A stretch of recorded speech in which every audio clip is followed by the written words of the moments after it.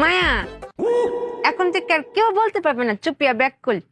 আমার বউরে কেডা কইতো ব্যাক কর। আমার বউয়ের মতো কত বুদ্ধি।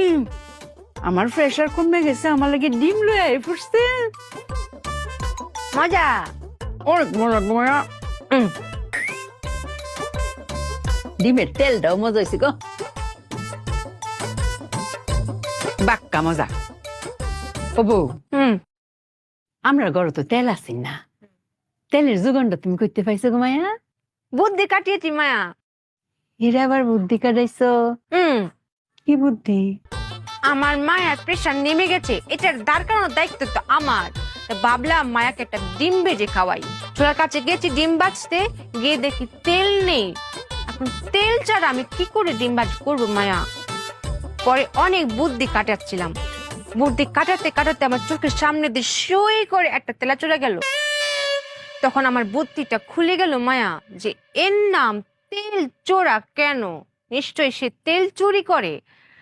তারপরে আমি কপ করে তাকে ধরে ফেললাম। তারপর ভাবলাম যে একটা দিয়ে তো হবে না, আমি প্রত্যেকটা কোনায় কোনায় চিপে চিপে সবগুলো তেল চোরাদের খুঁজে বের করলাম। বিশ্বাস করেন মায়া, আমি একটা তেল চোরাকে বাকি রাখি নাই, সবগুলোকে ধরেছি। ধরে একটা কড়াই রেখেছি, রেখে যে আগুনটা দিয়েছি না মায়া, এতগুলো তেল বেরিয়েছে না মায়া, পুরো 1 লিটার হবে।